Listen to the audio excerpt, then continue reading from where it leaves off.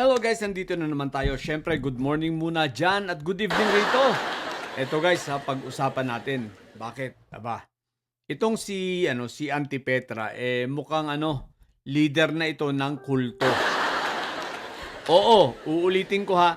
Leader na ito ng isang kulto. Bakit? Doon na ang punta nito, doon na ang diretsyo nito sa pagiging leader ng isang kulto. Bakit? Dahil sa kanyang mga gawi at sa mga demeanor niya, no, sa mga aksyon, sa kanyang mga pinaggagawa, papunta na sa isang kulto sapagkat nakikita ko sa kanyang mga ginagawa ngayon ang isang kibulok, no?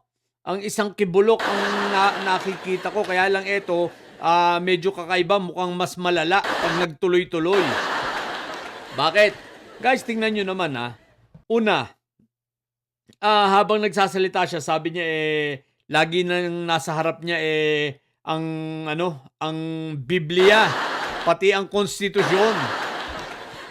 Ngayon guys, ito ang malupit. Ang sabi niya,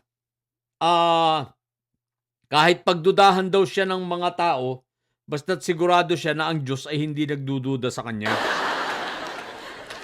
Wow! Di baga, kultong-kulto na.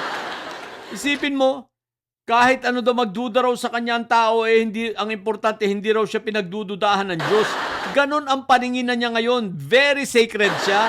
At siya ay hindi na nagkakasala. Ang lupit, isipin mo yun ha. Nakalimutan niya na even ang Bible na nagsalita, no? Ang sabi rin ng Bible, kung natatandaan ko, na ang boses ng mamamayan ay siyang boses ng Diyos. Di ba ga? So, ibig sabihin, voice of the people is the voice of God. So, ibig sabihin, malupit ito. Hindi na siya nagkakasala at hindi ako magtataka, isang araw, idedeklara na niya na siya ay na nakausap na niya ang Diyos. Sapagkat pinaninindigan niya na siya ay, bagamat ayaw na raw ng tao na siya ay maging Senate President, pero ang Diyos mismo ang nagsasabi sa kanya na siya ay Senate President pa.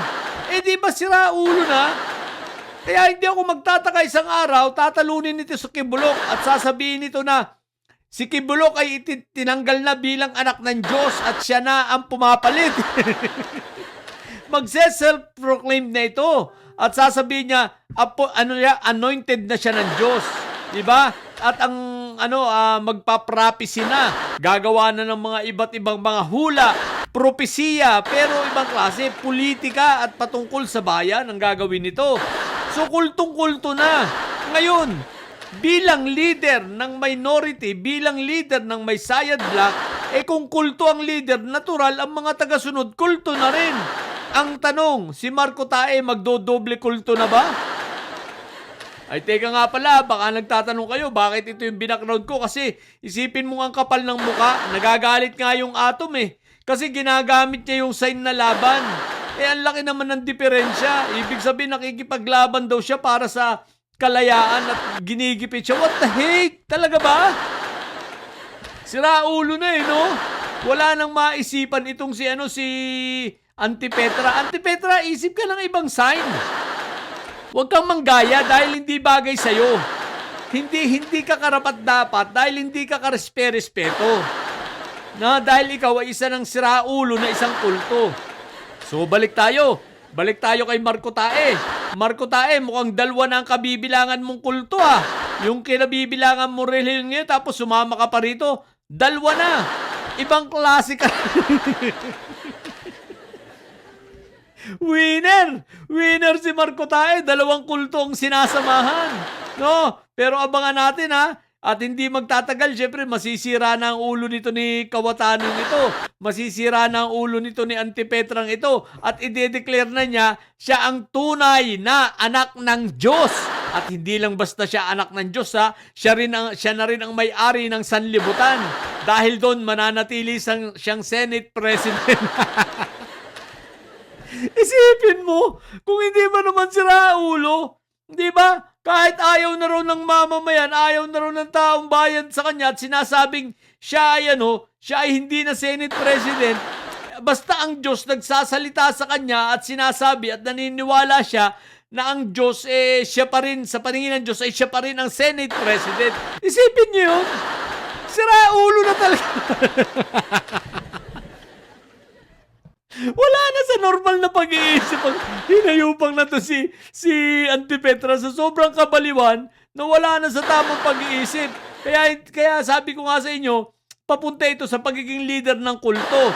Ngayon, yung kinaaniban nitong fellowship, malamang kung susunod pa kayo rito, malamang kulto na rin kayo. Hindi ko alam kung ito ay Protestant, saan ba ito si member? Kung born again o hindi ko pa nare-research Bala kahit saan. O evangelical, alin man ron. Pero sa sinasamahan nito ay Diyos ko po, Rudy. Yung mga taga-sunod nito at sinasamahan na itong fellowship ngayon, malamang-lamang magiging kulto na kayo. At dun sa pastor dyan sa fellowship na kinalalagyan nito, malamang agawin ang trono mo. Dalawa lang yan. Pag hindi mo ibibigay ang pagiging head pastor ng inyong fellowship sa kanya, talagang matutuluyang magtayo ito ng sarili niya. Magtatayo ito ng sarili niyang simbahan. No? Baka, alam niya, wala na siyang pag-asa sa darating na eleksyon. Di na siya mananalo. Malamang, dun na ang diretsyo nito. Kaya ngayon pa lang, ipiniprepare na niya ang pagiging kulto niya. Isipin mo, nagla-live selling ka, ang nasa harap mo, Biblia. At gamit na gamit mo ang Biblia. Sa bagay, hindi naman ako magtataka. Marami namang kulto talaga gumagamit din ng Biblia. Iniiba ang interpretasyon ng Biblia, 'di ba? At may sariling paliwanag patungkol sa Biblia. Katulad na lang nito ni Antipetra, aba. Isipin mo, ang Diyos daw hindi ayaw daw siya na hindi gusto ng Diyos na siya ay hindi maging Senate President. At ang paniwala niya, talagang siya pa rin ang appointed at hindi lang basta appointed, anointed. God's anointed to be to stay as the Senate President of the Philippines. 'Di ba? At hindi wala siyang pakialam sa boses ng tao, ng sambayanan. Basic principle in evangelism, 'di ba? God's people, voice of the people is God's voice. 'Di ba? Basic 'yun sa evangelical 'Di ba? Sa ano ba tawag doon sa mga nag-aaral ng mga religion? Theology? 'Di ba? Sa Bible theology, basic 'yun ang boses ng mga tao, 'yun ang boses ng Diyos. What the heck? Tatanga-tanga na. Pero syempre, dahil kulto nga, syempre, kailangan sasabihin niya, siya na ang anointed ngayon. Malupit, 'di ba? Anointed at appointed. The new appointed Son of God. Kultong-kulto ang putik na yan.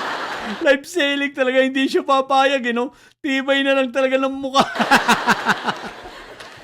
Tibay at kapal ng mukha. Ito si Antipetra, hayop na yan. Ang kapal ng mukha, tibay ng mukha ni Antipetra, So, yun lang muna. Abangan natin ang pagiging kulto nito, si Marco Tae, bilib ako, magdadalawang kulto. Magdadalawang kulto na, pinakyaw na. Ay, nako. Abangan natin kung ano ipapangalan niya sa kanyang kultong reliyon. Nitong ni Antipetra pag naitayo na niya, sige. Ayun lang muna. Sa mga bobo didilis yan at may sayad nyo, ang tatay nyo ay preso, ang bipi nyo ay bobo. Manatili kayo mga bobo at may sayad sapagkat ang may sayad ay laging high blood. Bye!